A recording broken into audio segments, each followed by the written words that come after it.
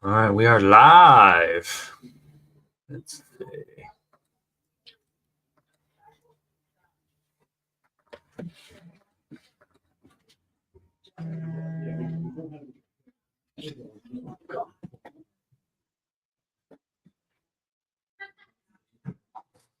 Let's see if this is working. Okay, so that's fine.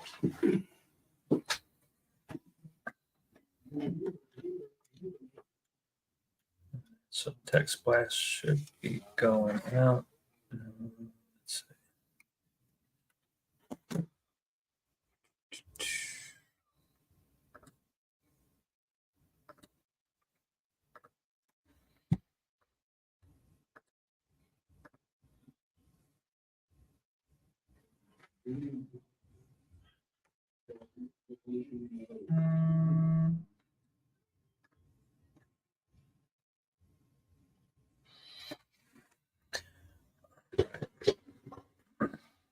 Where do you see all the people?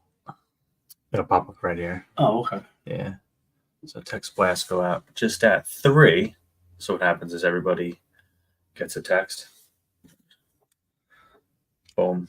And they can just click the link and goes right in.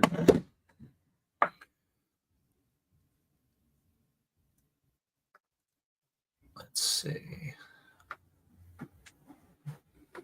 Yeah, so this is a new format we're doing. So before that, we were allowed to stream to Facebook groups, but Facebook doesn't allow third-party integrations anymore.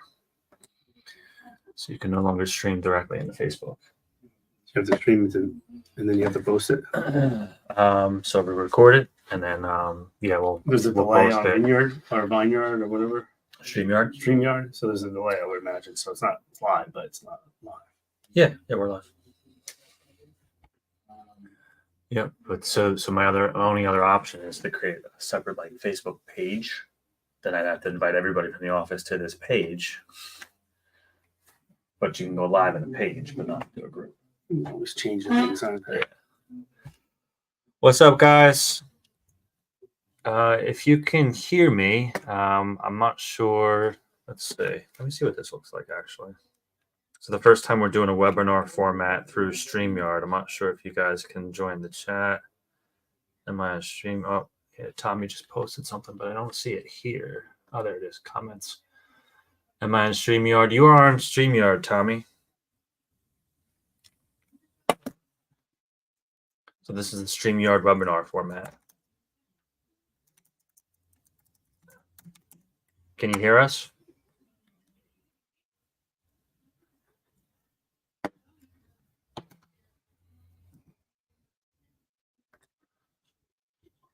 What's up, everybody? If somebody, let's see, I don't see Facebook Live as an option. All right, cool. Yeah, so Facebook Live, I had to do some kind of crazy link and add the stream key, but it's not working. Facebook blocked it. We're having trouble streaming to your destination. Blah, blah, blah. Yeah, I don't know. I think Facebook Groups has just blocked the ability to go live. So tried to do a workaround, but in any event, we are live on this webinar format and then also on YouTube. So I posted the YouTube link in Facebook. So I guess the benefit, if you are watching on YouTube, you could do something else either on your computer or on your phone. Just put the audio on and you don't have to see our ugly mugs. All right, we'll give it another minute and we're going to get started. You look like you got offended there. Oh, offended? This is Josh's first time going live, so he's a little nervous, guys. I'm nervous. He's shaking over here. Yeah, so if you guys have comments, love your mugs. Oh, thank you. If you guys have comments, feel free, ask questions. We'll just give it another minute and we'll get rolling.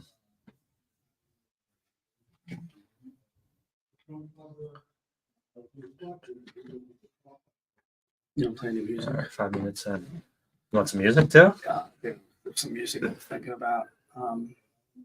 Julie Choi in the house. Hey, Julie.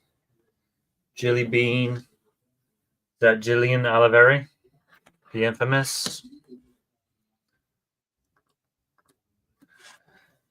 All right, guys. So I am with Josh Blair. If you guys have not met him yet, I don't know, maybe you're new to real estate. Yeah. His face has been around. He's been around the office forever. He's a good friend of ours. We've been doing deals since probably, I think, like 2008, 2009.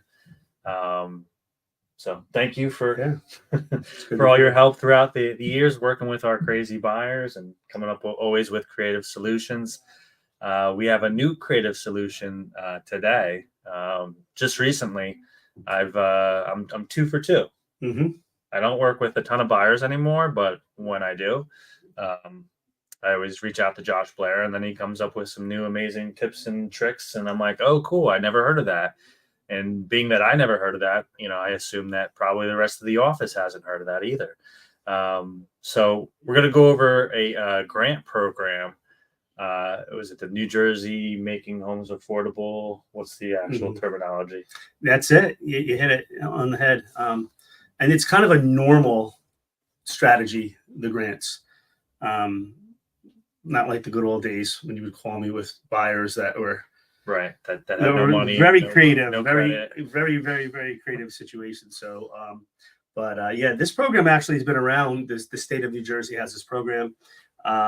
It's a great program. I started out my career years ago and was a broker. And brokers, unfortunately, don't have access to this program. I think there's maybe 50 banks in New Jersey that do. So my company does. There's other companies that offer it.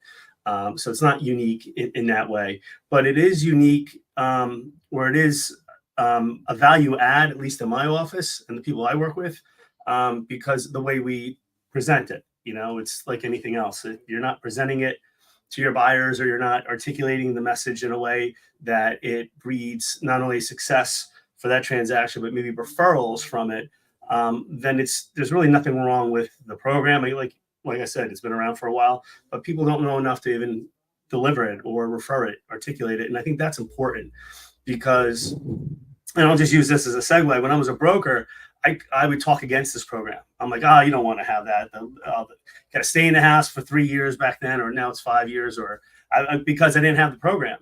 And then I'm like, I don't want to talk about this program ever because I can't make any money on it, right? Selfishly, I can't help anybody. So, we had other programs back then, Nehemiah and different seller concessions back then could be used for down payment. So we kind of worked around it. But this program is great. And I actually, and as a lender, we don't make, just to be transparent, it's not like a money maker. It's not like taking a 6% listing on $1 million house for us. But if I don't tell somebody about it, I feel nasty inside. I feel like I'm not doing, my fiduciary. I feel like I'm just not a good person. So I think it's important that whenever you're dealing with a buyer, even if they're not a first-time home buyer, it's worth mentioning it because they know first-time home buyers. Mm-hmm. So I kind of use that. And so, yeah, it's NJHMFA, New Jersey Home Finance Agency. And it's a fantastic program. We have, and within this program, we actually have what a lot of people refer to as the policeman fireman loan, or PBA loan. It's the same organization. So there's, within the NJHMFA family, there's there's a number of programs. There's urban programs, there's rural programs, but the main ones is the policeman fireman loan. Okay, so that program is fantastic, worth mentioning. The rate is 5.01% today. Anybody that's a municipal cop, works for a sheriff's department. So it's not it's pretty much everyone in the law enforcement field except state troopers. So municipal police, county sheriffs, can partake. Paid firefighters. It has to deal with the pension system. So I'm not going to go too much in the weeds, but just know if they're a state worker and their police or fire, chances are they qualify for this. And again, it's worth mentioning because even the volunteer firefighters know paid firefighters and so on and so forth. So that's why I think it's just really good to get a base knowledge on that. But the rate's 5.01%. There's no points. There's no extra fees to get that rate. The average rate right now is about 7. So it's worth mentioning. no matter what. And I think so. So with this program, though, I noticed the Yeah. rate was less than FHA.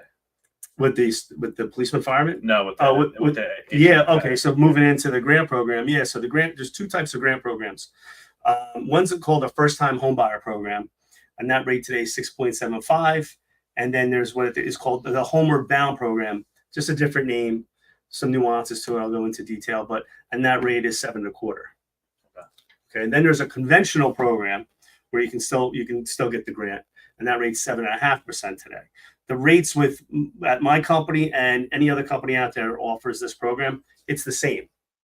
So Chase offers this program. So if you go to Chase, you go to CMG, or you go to it doesn't really matter, anyone that's on the list, all the rates are the same because the state of New Jersey dictates that rate, and it changes. Guidelines are the same. Guidelines are the same across the board. It's just how you get to the finish line, which I think is most important, because some places do a lot of them. We do a lot of them, and some don't. And if you don't really understand how the state of New Jersey operates, because once we approve the file, it goes to the state. And so, and the state can rip it apart, or they can say, oh, this is a good file, and say yes, or they can ask for more conditions. And so we've done a really good job. Not only do we have a great relationship with the state, CMG bought Homebridge. Homebridge, I think, was like #1 in the state with these programs. So it actually worked to my benefit to slide into this organization when I did. But in any event, it's all on how you deliver the program. So real quick, so there's the grant program can be used with a conventional loan. It can be used with an FHA loan, and there's obviously different rates. They've added, maybe it was a year or two ago, maybe it's 2 years. It went from 15,000 in Ocean and Monmouth County up to 22,000 if the parents of the buyer don't own a home. So, I mean, if they sold a home and now they're living with the kids, then it works. Right. Unfortunately, let's say parents pass away, it works. They can get 22,000, but in Ocean and Monmouth County, it's 15,000. And then if the parents don't own a home, then you can offer 22. Again, the program in itself is not unique, but what I think can separate you from other agents is a lot of agents don't talk about it. And I understand why. You don't want to get caught in the weeds talking mortgage business, right? You stay in your lane, you leave that up to your mortgage professional handle. But I think having a little bit of knowledge can go a long way in knowing this, especially when you're dealing with buyers, especially with everything that's happening in the buyer environment as an agent. And so being able to put an additional $15,000 to $22,000 of real money in your buyer's pocket can make a difference to get a deal done. People use it for appraisal gap. It could be used for commissions, not directly. So I don't want to confuse that. But if you're adding another, you get into a bidding war. I mean, yeah. Now you just found 20,000 or 15,000. Yeah. And in the case of my client, he's saving $400 a month because of this extra 22,000 that he didn't know about it. Yeah. He was buying a house anyway, and he came to me and I said, "Oh, you might actually be a good candidate for this." It's actually a client of mine that I sold his house back in, I think, I don't know, 2012, 2013, as a short sale. So he had owned a home, previously. He just hasn't owned a home since, and he's been, renting, obviously, just trying to build his credit back up. And, he's able to build the credit back up, in order to buy a house eventually, and then, save enough money, but he was also limited on funds. And what we were finding is the houses that he was looking at, because he was in like the $350,000 to $400,000 price range, a lot of these houses need work, whether it's needs a new roof or HVAC, things like that. So on top of his down payment and closing costs, now you have all the homes we're looking at, they all need work. So this $22,000 that he's going to get, it really came in handy because we were able to actually increase our price point. Mm-hmm. And now we're not faced with worrying about even, bidding wars and that like under 350 price point that we were in. We were seeing a lot of the stuff wasn't as nice. We're seeing a lot of that stuff go into bidding wars. And now we were able to look at houses for 400. We ran into a nice deal where my client didn't need to move right away because he is renting. Guardianship's involved, so the state needs to approve that. So we got this house for $375,000. I mean, I think the house is worth every bit of $400,000. We got it for $375,000. He now has his grant. His payments $400 less. His principal balance when he takes over this deal, he's only going to owe like $333,000, I think, is the mortgage. So in the other scenario where he was going to have to go FHA, I mean, his mortgage balance is going to be like $370,000. So it's a second lien that gets recorded, and it's five years, 5 right? years. So if you just can't move or sell Or refi. for 5 years. Yep. But I mean, where else are you getting 22 grand just dropped to you other than like a family member, And worth mentioning, this client, he had 80,000 or has 80,000 in the bank. So it's not like he doesn't have the money. I mean, he can easily afford to buy this home at the price, and have no problem qualifying. But having that extra money made a big difference, and so think about it. If a client has, say, $50,000, or 50,000 in the bank, and they're going to go buy, and they're looking to buy a home, you as the agent, by mentioning this, it's not an exact percentage, but if you mention this and they get this, that covers your commission. Yeah. But think about this: you're increasing their net worth, their liquid net worth, by basically 50%, because you're giving them, close to 25,000 for this. So plus lower interest rate. The interest rate's discounted. Yeah. So it's really it's interesting. Like I said, to not mention it to somebody, I just don't. I couldn't do it. And there's a lot of people in my field, unfortunately, they don't, because the commission on it, more work, less commission. Actually, right. It's less money. So they're like, I don't want to talk about that. It's like discounting, taking a 2% listing, all in, or something along those lines. But I would feel bad. The last thing I would ever want is somebody to come back to me and say, hey, do you offer that grant? How come you didn't mention it to me? I've had people, I've gotten deals because I said, well, you're a first time home buyer. And they said, yeah. I said, well, you're already pre-approved? And they said, yeah. So, well, did they, offer you the down payment assistance, the first time home buyer grant? They're like, no, what's that? What's that? Yeah. And now it's like, okay, Josh is looking out for me. That other guy was looking out for him. Now you're the only game in town. And they appreciate that. You can't shop that, right? I mean, I guess you could, but why would you, right? It's the same rate. It's the same rate. It's the same thing, so as an agent, if you're offering this to your client, it's the same thing, right? If you offer that to your client and they were able to get approved for it, do you think that they're going to now shop you as an agent, being that you connected to, them with this program? So I think this is something too that, I mean, I'm not hearing anybody really talk about this on social, so if some of our agents decided, hey, we're going to pitch this program and, try to get some buyers, I mean, just think about it. 30 seconds, a minute, quick clip. Hey, did you know that there's $22,000 grant available if you're a first-time buyer, or up to $22,000, because it could be 15. Let me know if you have any questions, and that's it, right? And then it could be just conversation, and then get them over to a mortgage guy that actually knows this program, and then all of a sudden they're a buyer. They thought, hey, I don't have any money, or I don't have enough money.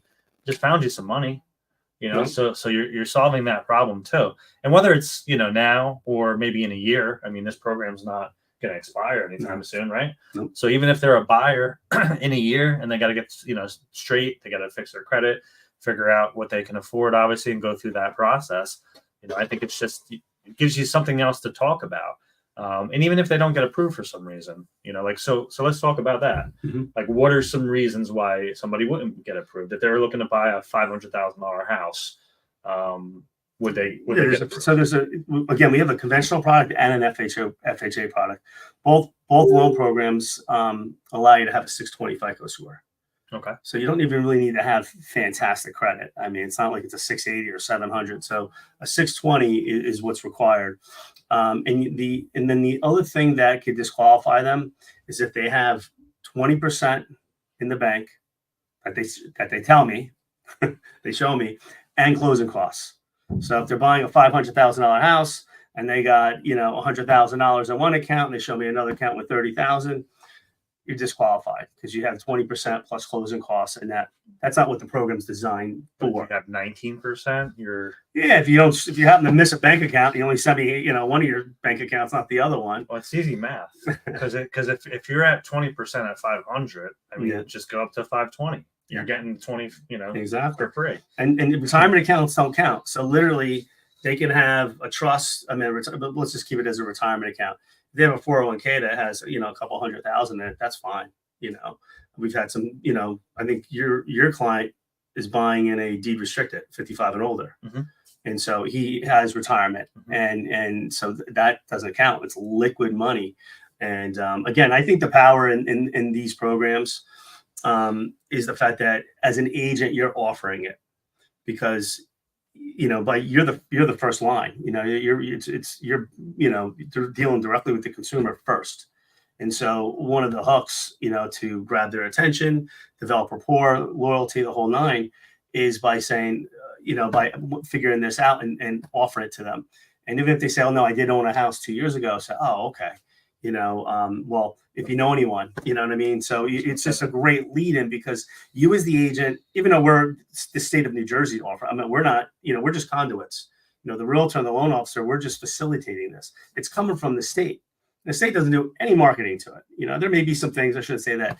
I think they put an ad in one of the realtor books, once a year. I remember seeing that, but it's not really out there. But buyers aren't seeing that. But you as the agent, bring in this to them and say, listen, this with all the house, I'm not sure. Well, listen, if I could, if I was able to, connect you and offer you a $22,000, grant or a $15,000 assistance towards buying this home, would you be interested? The other thing that I've heard people doing is when they're looking at houses that are, FHA approved, it doesn't really matter because now they have the conventional program. When you're dealing with sellers, listen, did you know your home qualifies for a down payment assistance? Your house is in the Smart Start growth area. You can, I see that they're not listing this in the listing notes that your home actually does qualify because of where it's located for $15,000 or $10,000, depending upon the county. So there's all different ways to look at it. But at the end of the day, being the person that delivers this or mentions this opportunity to a prospective buyer, to me, it's the offer, the powers in the offer, powers in the invite to this program. I think that's the main thing.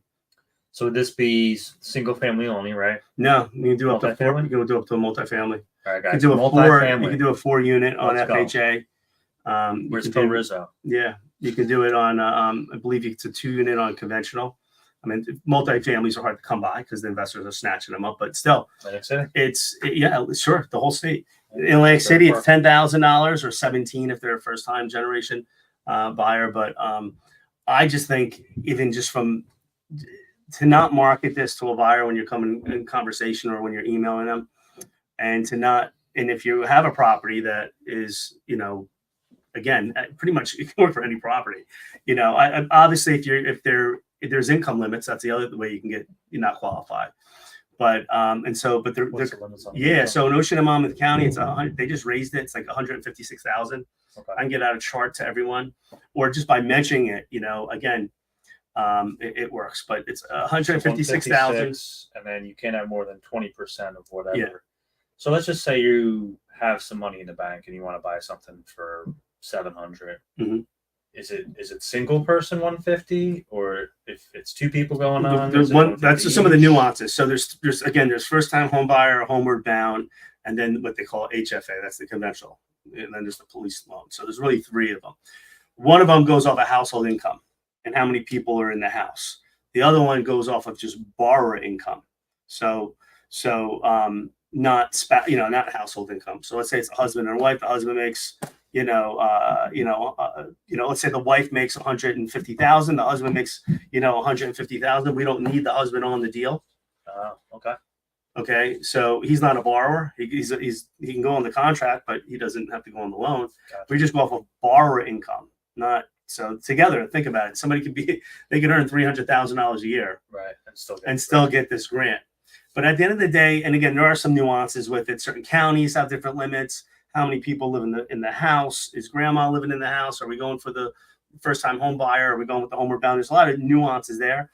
And certainly that's what I'm here for, not to throw out all the information so you remember it all, but just know that by mentioning it and having a little bit of knowledge, it can go a long way because agents aren't mentioning it. Loan officers aren't mentioning it because they're not, they don't make as much money on it and it's more work. But again, by bringing value to the marketplace, to your community with buyers and letting sellers know that, you're familiar with this and their home is located, the whole state's located in an area. This thing works anywhere from Cape May to, Phillipsburg. So, but by mentioning it, when you're looking at maybe listings that are, not selling or not moving, it's an absolute game changer as far as getting your name out there, because if they're hearing it from you, even if they don't qualify, they're going to be thinking about their children. They're going to be thinking about their niece, their nephew. And so that's really, driving that point home to you guys. To mention it is you valuable. mentioned free money, and people will show up. Like, wait, how do I get in line to get some of that free money? How can I finagle? Can you get me in? Yeah, I got a guy. Yeah. So let's talk about let's just say you bought a house and it's a property that's now being rented. And you're not occupying that house, you are renting somewhere else. Like what happens there? So great question. So if you move out, the money is recaptured by the state. Okay. If you sell the house within 5 years, okay, move out of the house. So if you do move out of the house, then that could cause they're going to say, wait a second, how do they find out? I don't know. I don't think they're researching this, but just know if they move out of the home, that recapture exists, and it does. And it is, if you refinance, you can't refinance in this product either without that recapture coming back to you within 5 years. It's a lien. It's a second lien. Gets placed on the property and shows up. But in the essence of you personally, like let's say I am renting, but I own other properties. They're in LLCs. Somebody else is renting them. Okay, interesting. So you don't own properties anymore. There's a that's part of your business. So your employer, you work for yourself, but your employer owns real estate in an LLC, and that's your source of income, like your job. But you personally are living in a home with family, or you're renting. It's a great question. If you don't personally own a property for 3 years, I don't see how you wouldn't qualify. I mean, that's kind of nobody's ever asked that question before. It's a very interesting question. But I think that it would qualify because if you, it's owned by a company. It's owned if the property, Now, if there's a mortgage in your name, that's probably why that may be an issue. Okay, so they may say, well, wait a second, you have a mortgage, right? What is that? And then they may look at it and say, no. But if these are free and clear homes, they're in your spouse's name, or they're in an LLC with no mortgage on them, and because they just look at title, they'll say, when's the last time this person owned a home? It's been over 3 years. Okay, you're good. It's less than 3 years, you're not good, and so if there's a mortgage on there, that's dicey. I mean, again, as creative as we want to be, it's a state program, I mean, it's not going to work in every situation, but to offer it to anyone, it will work because it'll, I think, separate you from the pack. And I think there's value with that too. But yeah, the FHA is great because you can use it on a 4-unit property. Whenever you're dealing with investment properties that are more occupy the 1 unit. You gotta. Now, how does that work? Like, let's just say you have different square footages in different units. Do you have to occupy the biggest one, or it just doesn't matter? Doesn't matter. So you could, cash flow. Yeah, no, you can live in the smallest. You can live in the smallest one. Yeah, you literally can buy a 4-unit with no money. Now, when you're buying a 4-unit property, whether it be conventional or FHA, when you get above 2 units, so 2 units and lower, you're good.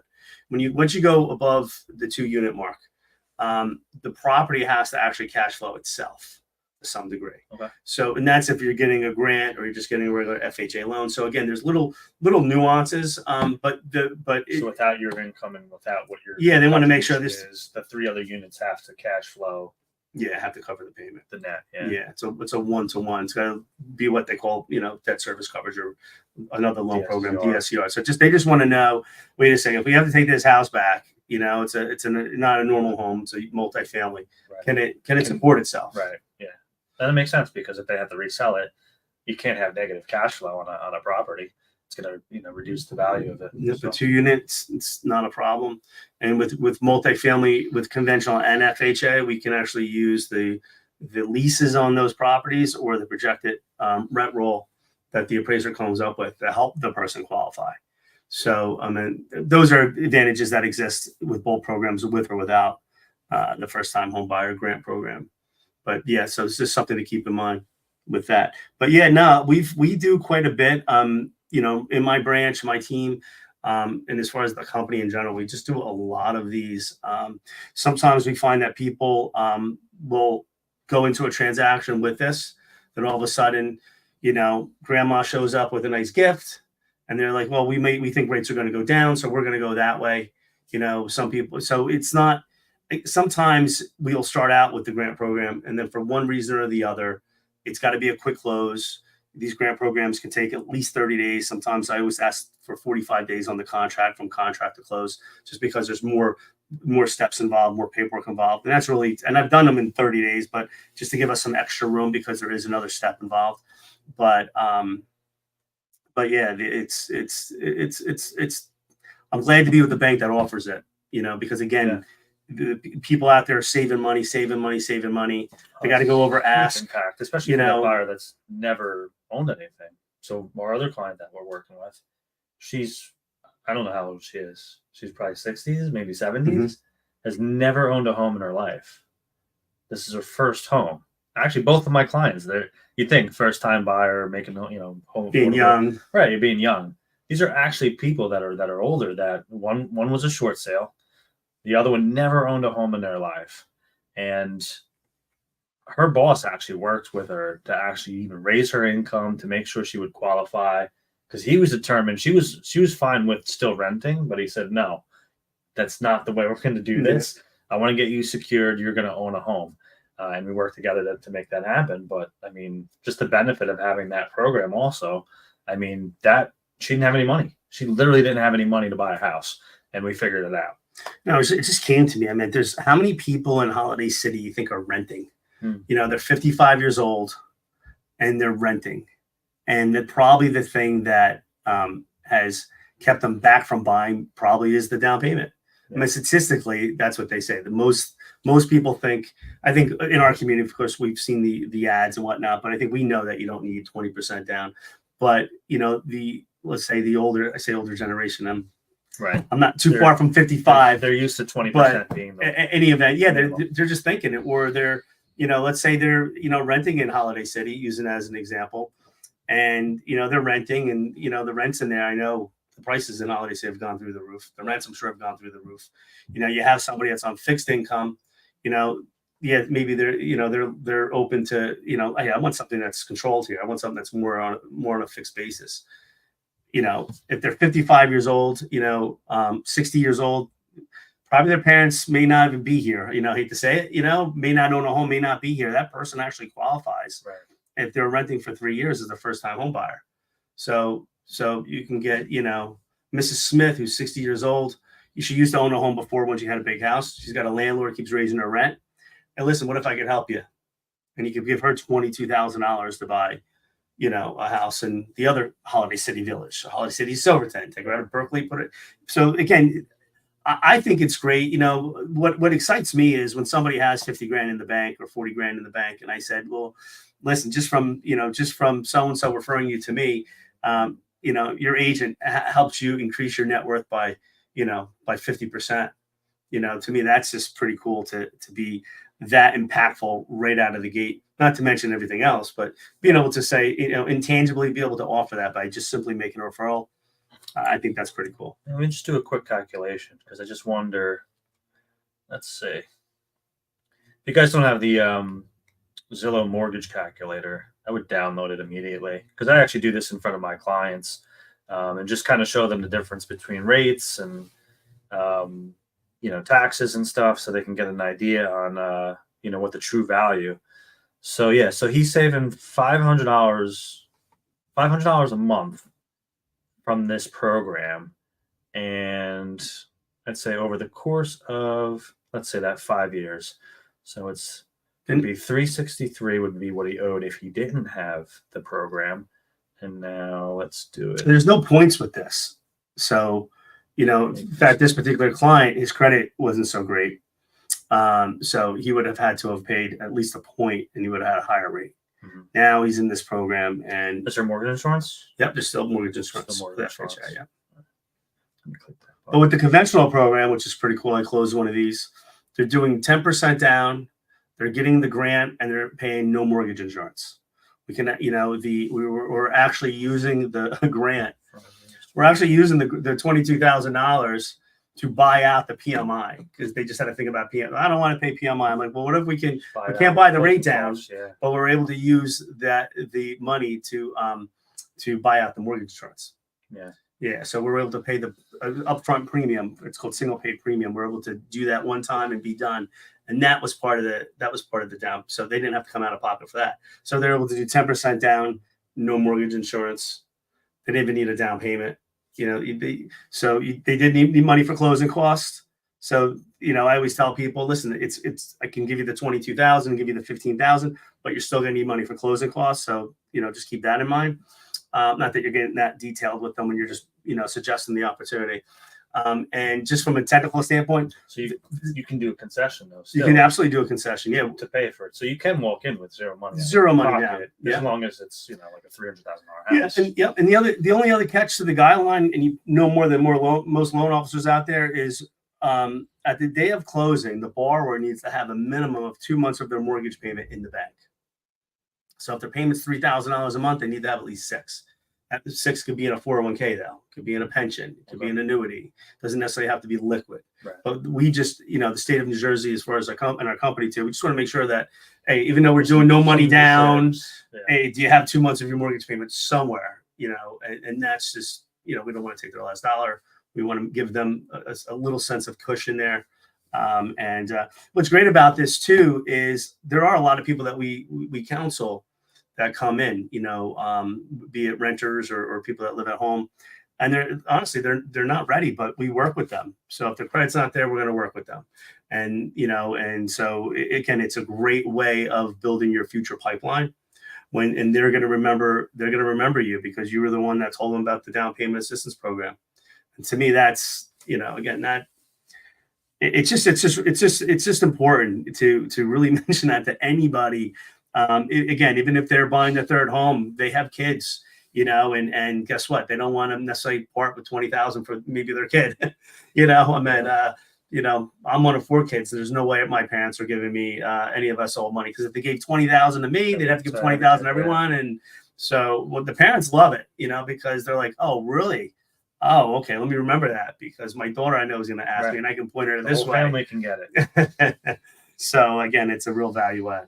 Yeah, I mean, and I just added kind of just quickly, I'm in Zillow calculator, but the savings for my client, if you look at over 5 years, was going to be about 50,000. So it's a grant for 22, but you reduce the interest rate and then you reduce the monthly payment. So you take both of those factors and look at what you would owe in year 5 with just doing 3.5% down FHA versus doing the grant and getting this extra money and reducing the rate and reducing your payment because there's savings there.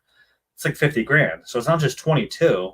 There's a compound effect of that, 22 that you're getting, that's going to help accelerate, that property, so when they come to you in 5 or 6 years and they're ready to sell and move up, all of a sudden they now have $50,000 in equity to work with.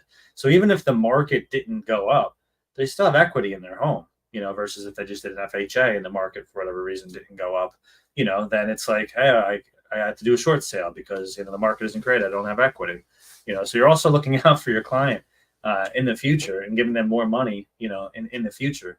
It's a win-win.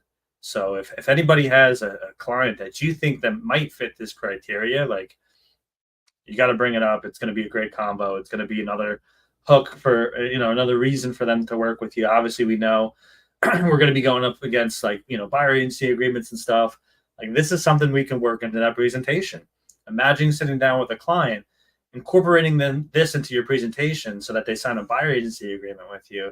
Again, you're building your value back and saying like, hey, yeah, let's just say a seller doesn't want to pay commission on this. Oh, it's fine. I got you 22,000 or 15,000, if they qualify, for this program. So there's going to be many angles that you guys aren't even thinking about where bringing this up could actually save your client or save a deal or get a deal.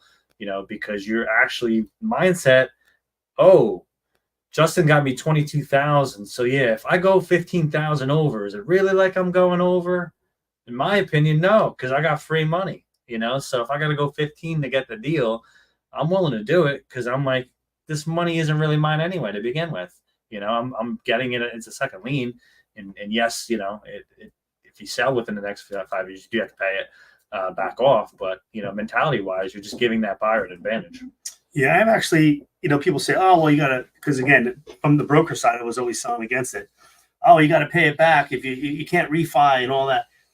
and it's true. But at the end of the day, let's say somebody buys the house, they stay there for a year and they sell it. Let's say it's a flipper, first time buyer. He's like, nah, I'm going to be here for a year, and I'm not going to move with my girlfriend, or I'm going to flip it, or whatever the case may be. It was like getting the loan. It was like getting the money at 0%. You still got 0%. It was still free money for the time that you used it. Right. Yeah. And then I've had some people say, well, Josh, I have money, and they're real payment conscious. So like, can I get a gift from grandma and stack it on top of the grant? And you can do that too. So there's nothing wrong with that. Is there a limitation on gifts? No, as long as it's not, well, the gift actually, interestingly enough, I don't the 20%. I think as long as it's not your money, I think it may be possible. That's a good question. Oh, wow. So if you got grandma giving you $20,000, not giving you the 20%. Well, I've had people give 20%, and I've had them use the grant for the closing costs. Mm-hmm. So I've had that happen. But if let's say grandma's giving you 30% gift, and you don't have, and the borrower doesn't have the money, can you still? That's a good question. I'll look into that. LLCs. Big gifts from grandma. These are great questions. I'm going to buy a 4-family. Grandma's giving me $200. I got this money here. I can really get into it with no money, but now I can buy a $600,000 4-family and qualify because of DSCR based on the rent rolls. It's like free houses. Yeah, we've had people. They said, "Listen, I'm looking at their income, right, or I'm looking at their money, and I'm like, well, if you have too much money." And I would, and that's what they say. They say, well, I have, I guess I won't qualify. I said, well, hold on just that. I said, you have that car, right? That car payment, $700 a month. Pay it off. Why don't you use your money to pay off the car? Yeah. Now you have less than 20%. Mm-hmm. You just freed up $700 a month. Now you can buy a more expensive house. Right. Because now you have more buying power. Your DTI's changed. So again, there's so many different ways to speak about it. I think the misconception with it is, it's somehow it's going to make your offer less, or it's going to make it more complicated for you as the agent. And there's really no difference. I got 2 deals that were both, just new on market. I may not have mentioned it. No, well, I don't mention it anywhere in the pre-approval letter. We did have the attorney mention it. We have the attorneys mention it. So but just to back us up, because there is an approval thing that has to happen. But that was because it was a state that was with the. Yeah, but in both instances, both clients were like, well, if I don't get it, I would still buy the house. And it's part of the mortgage commitment too. So let's just say they, and we do our underwrite right away. I mean, Diego sent the deal in. I think he sent it in on Friday, and it got approved already. For the grant? Yeah, it's a grant program. It's not approved through the state, but it got approved in-house. Right. Yeah, because so we move really, really quickly on that. So we are, he's doing a deal down south. They don't even have attorney review down there. But the long and short of it is we're providing the mortgage commitment or mortgage approval within 72 hours of receiving the contract. Let's just say business hours, not the weekends. So if I get this was an anomaly because the guy started a little earlier with me. But so we're providing the mortgage commitment, and it's mentioning on the mortgage commitment that they're getting down payment assistance. But at that, it's already been underwritten, right? So there's peace of mind there. And we've been doing that one with that bank-owned deal. So I guess the way to look at it is as long as they're being truthful, right? Because if somebody comes and says, yeah, no, I want to get this money, and they lied about something, obviously, then they can get denied. So you got to make sure that they are, a real candidate for this. And if they're not sure, obviously they can ask you. You can roll through all the questions. Anything going to pop up? I guess you'd find out in a title search. I guess is kind of where things would get sticky. Well, if they have liens against them, then yeah, that would get any loan denied. Do you see that though when you're running the pre-approval? You don't. We don't see title work on a credit report. No. Okay. No, we don't see that. Mortgage would though. Well, when we are in process, we're going to order the title work and see it. But as far as we look at credit, and we look at the grant and even in our system, we look at it like it's a gift. So when you're doing a regular deal, let's say, so and so is buying a house, 20% down conventional. Well, that down payment may be coming from mom or dad. So when you're accepting offers as a listing agent and you're putting 20% down, if you could, yes, maybe some people are asking for proof of funds to see that they have the 20%. Right. But most of the time, Most of the time, you're seeing a 20%, down pre-approval come in. It's conventional. Nobody asks, oh, is that a gift? Is that a grant? Is any part of that a gift, or is any part of that grant? They're not normally. It's very normal. Yeah. Not doing that. So that's why we don't necessarily put it in the contracts when we make the offer. We don't put it in the pre-approval letter, because it could be looked at like we're doing a disservice to our client by putting it out there. Just as if you're doing 20% down or 30% down conventional, you're not going to put in there, oh, P.S. My grandma's giving me the money. It's from the sale of her house. My grandma sending me a wire or something like that. So that's why I don't mention it, but it will be on the mortgage commitment. And by that time, and our underwriters, because we do so much of it, we already know what the state underwriters are looking for. So I've never had a deal where we approved it and then the state said, no, we're not doing the deal. So we never had that happen. So it's a pretty tight system. And again, to be able to offer this separates you from the other agents that they're clicking on and talking about. Nobody's looking out for their money.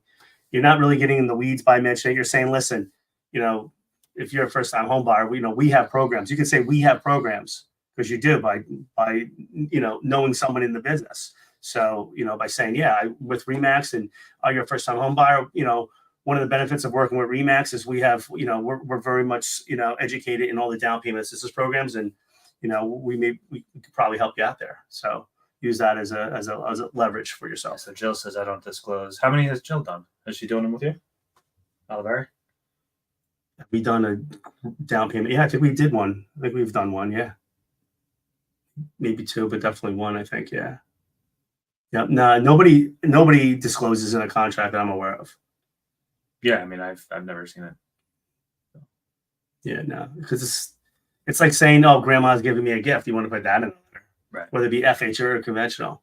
So, and again, somebody could go conventional with 10% down, and it could be based upon them getting a gift or an inheritance or something, and that could fall through. It is what it is. The good news is you're able to offer it, and you're able to have certainty within 72 hours of sending me the contract. That's what's pretty.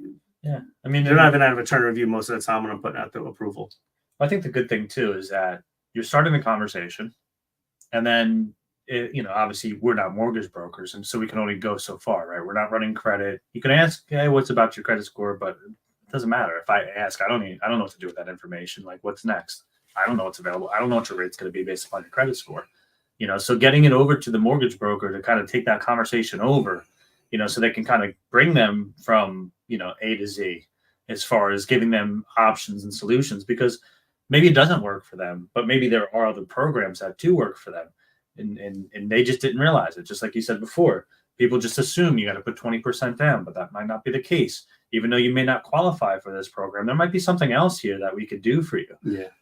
So having the ability to take that potential client, and getting them to a mortgage broker is a huge jump, because you're kind of skipping over the long journey of searching for a house, finding a house, which a lot of clients, they want to do that first, right? They want to find the house first, and then I'll go through the mortgage process. But no, we want to offer you this program, get them excited to obviously speak with a mortgage broker with the absence of a house being involved. The house doesn't have to exist at that point. And that's kind of a reverse for a lot of buyers, because they feel like, oh, I don't want to bother with a mortgage broker until I find the house. But it's like, wait, we have free money that's available. Let's see what you qualify for, because that could obviously now, up your game as far as what you can purchase, or up your purchasing power, or put your time frame as far as when you can purchase. It could speed it up, right? Because maybe the plan was, I want to buy next year, but I don't have enough money. Well, we just found you the money. So we just, solved your problem.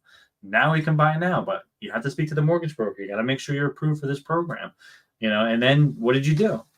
You just stopped that journey of, meeting with that client, showing them 10 properties to figure out that they're not going to buy for a year, or showing them 10 properties and, they don't have that extra money, that they can offer, to potentially win a bid, so it's going to make you guys even more efficient, I feel, by being able to explain the program, getting them approved, and then knowing that, all right, now I'm approved, now I can go buy, and now I have this extra money. I mean, I think it's really, I wish we had this back when I was only doing buy deals back in the day, and maybe we did. Maybe my mortgage broker back then didn't tell me about it.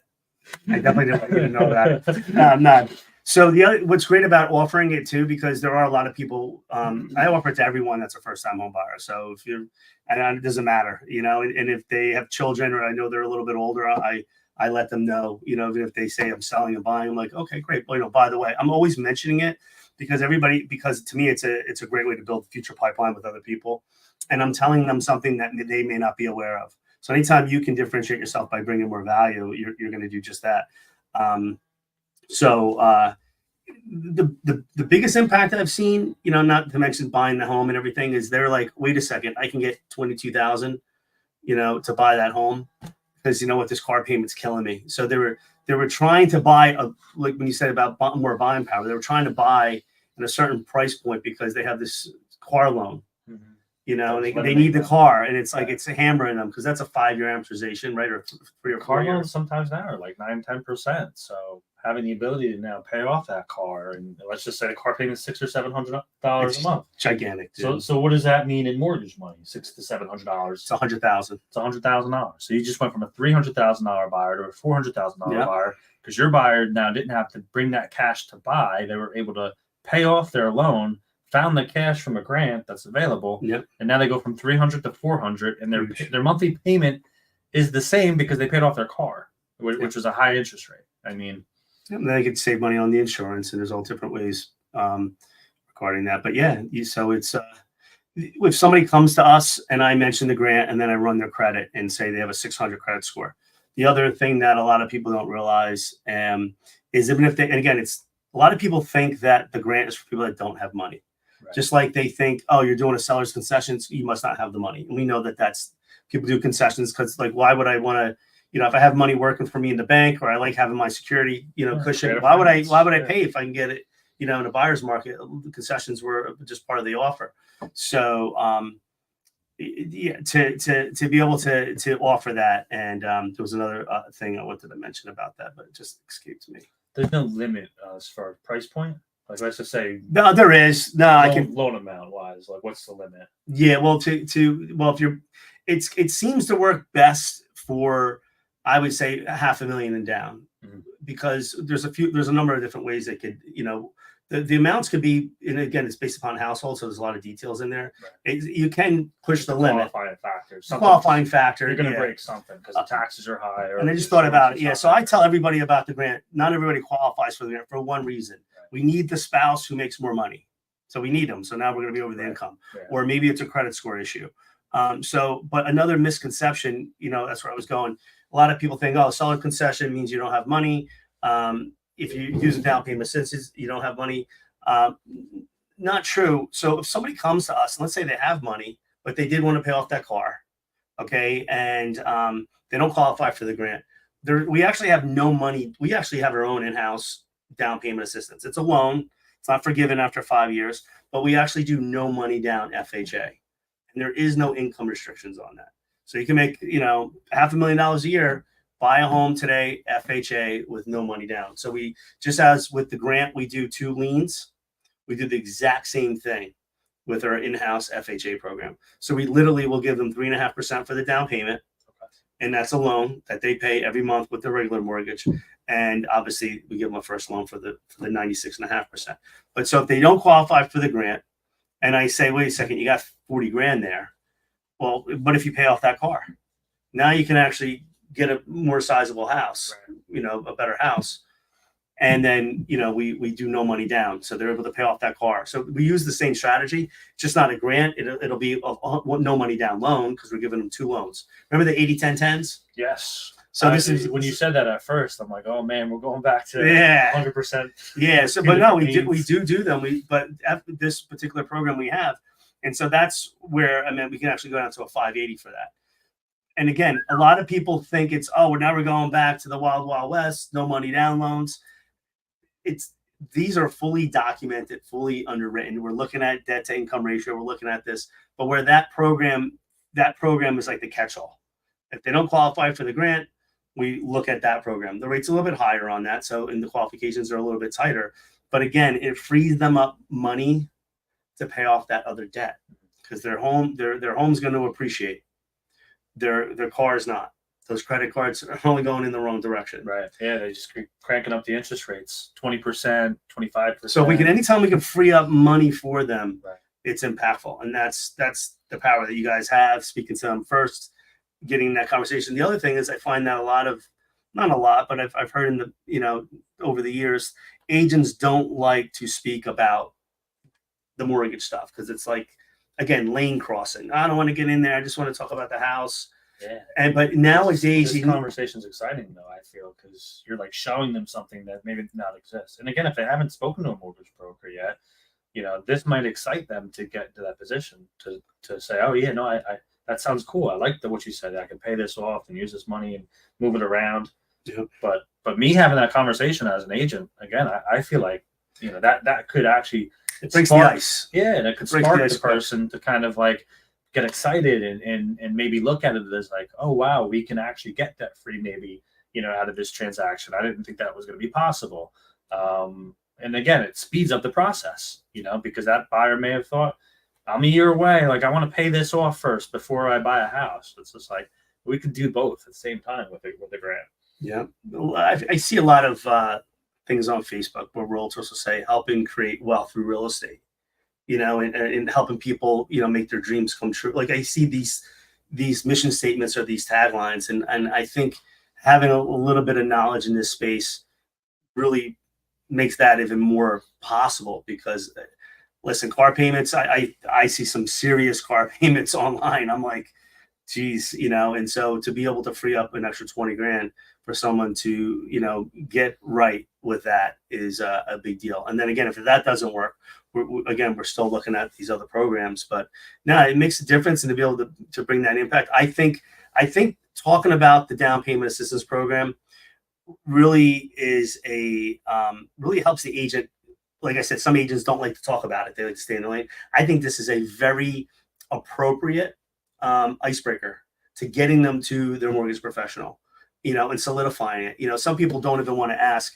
Like if somebody comes in with a pre-approval, the realtor doesn't even know who that loan officer is. It's from an out-of-state bank or whatever, and they're buying, and it's like, oh, you got a letter? Okay, great. And I understand that you do that because you don't want to be invasive. Right. But you don't want to lose the buyer. There's never been conversation. You can't bring any value really to that buyer other than making an offer, but you're just going based off of somebody you don't even know. Somebody you don't know, and you don't know what's available to that client. So when we speak, when we're speaking, calling people, and they come to us like, oh, we're pre-approved, because it's almost like us asking if somebody's pre-approved. It's like when you walk in a Foot Locker, how can I help you? No, I'm just looking. You walk into the store back in the day, Raymore Flanagan. Oh, can I help you? I'm just looking. You don't want to be bothered yet. And we understand that. So one of the things that we do to kind of get that conversation started, we're asking personal information, what's your social security number, how much you make, to be able to break that ice. Even when they come in and they say, well, no, I've been pre-approved, I'm good. You're a first-time home buyer. Did you get the information, about the down payment assistance that's available? They're like, well, what's that? So as soon as they say, what's that? We know, okay, that guy's not sharing that information. Doesn't do it. And so it just allows us to kind of build that relationship. And I think it's a great way for the realtor to build that relationship. Oh, you're a first-time home buyer. Listen, are you aware of the money that the state has set aside for first-time home buyers? And that's kind of what I have an agent that says that, the state still has money. Now, the state has never ran out of money yet, but he doesn't say, oh, this program's going to be around. You can take 3 years to buy a house. I'll show you every one of them. He doesn't say that. He says, right now the state has money for first-time home buyers. Did you know that? No, I didn't know that. Your loan officer didn't tell you that? No, I'm using Rocket. Rocket doesn't participate in this. Let me have you speak to Josh. He can go over the details. There's no obligation.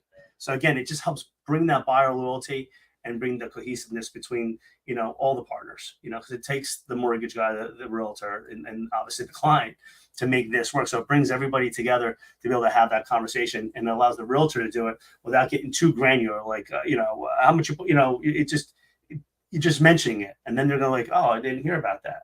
And then I can come in and, make what would normally be uncomfortable, very comfortable, where they're thanking you for the opportunity. Could you do this with a USDA loan? Yes, you can combine it with a VA loan and a USDA loan. So, it's unfortunate that with a VA loan, you know, a lot of they go in with no money down. It's a no money down loan. But we always say you want to put up some money, you know, EMD, you know, good faith deposit. So you always want to put that up with all these loans. By the way, the money is wired to the closing agent. So this is down payment money, not deposit money. Sometimes agents get confused, like, well, I'm putting the 20,000, getting the 20,000 from the state, so that's going to be my deposit. No, that's down payment. So deposit monies are deposit monies. They can translate to down payment monies at closing. But when people say, well, how much you're putting down, you mean you always want to say, is it for a deposit or for a down payment? Because this money is money that's wired to the closing agent, you know, the day before closing. So it's has nothing to do with deposit money. So they're still going to use that. And so with the USDA and with VA, that's how that works. So they still want to have deposit money to get their offer accepted. But we can use the grant in conjunction with those two loans to make that offer more, you know, let's say they were going to do no money down VA. Well, why don't we say that you're putting $20,000 down and doing a VA? It just makes it look better. Yeah. Close. And they're saying, but I'm really only doing no money down. Well, sometimes we can switch it. You know, I mean, people have gone in and saying they're putting $20,000 down payment, getting a VA loan, and then all of a sudden they're getting 100% VA loan. That things like that happen. But either way, it allows them to keep their money in their pocket to pay off bills. You know, if that vet or that guy buying in the USDA territory has an extra 20 grand, and they say I'm doing no money down, I'm going to do a $10,000 EMD, and I'm doing no money down. It's still 20 grand to pay off debt, qualify for a home, or to make their offer look better, to be able to have that extra, set of cash. Huge. Be surprised how many people that are buying, especially, vets and people in USDA, and they're like, yeah, I would like to have an extra 20 grand. Right. I don't know who would. I'll take an extra 20 too. So. Too late. You already own a house. You had a mortgage broker back then. Yeah. All right, guys. So I think I think we'll end here unless you guys have any questions. But if you want to have further conversations, or if you want to have a buyer have a conversation with Josh, cell phone. Let's see if I can remember it. 732-904-7856. Mm-hmm. I think I know probably 10 numbers by heart, and I know that one because I'm sending so many buyers over. Thank you. But what happens is Josh has a real quick and easy link that he can send, so it'll go straight to the borrower. You don't have to be involved. They go in, plug in all their information, and then he can take over from there. So I mean, CMG's been awesome as far as like even the automation and the updates and stuff that we get throughout the loan process.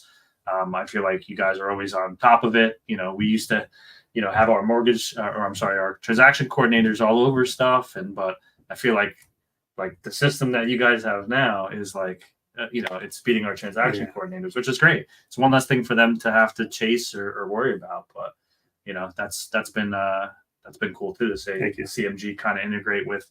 I don't know. There's AI obviously involved and automation involved on their end. But yeah, anything else to add or? No, just help put more money in the hands of the clients. Mention it, and don't be afraid to mention it, because even if they're not a first-time home buyer, they know someone. Yeah. And that just means more business for you. Yeah, and it's not considered first-time buyer, right? Like James. It's nothing. It's anybody that hasn't owned a home in 3 years. Right. So it's currently not owning property. Exactly. And I guess what if your spouse isn't on the other deal, on other house, but you got married, and you're buying a new one, if you want her name. So yeah, guys, there's ways to get creative with this. But if nobody has any other questions, we'll wrap up. Feel free to reach out to Josh. Easy to find. Facebook, Instagram, Josh Blair. And if you guys have any questions for me, feel free to shoot me a message. Other than that, we out. Make it a great day. Later, guys.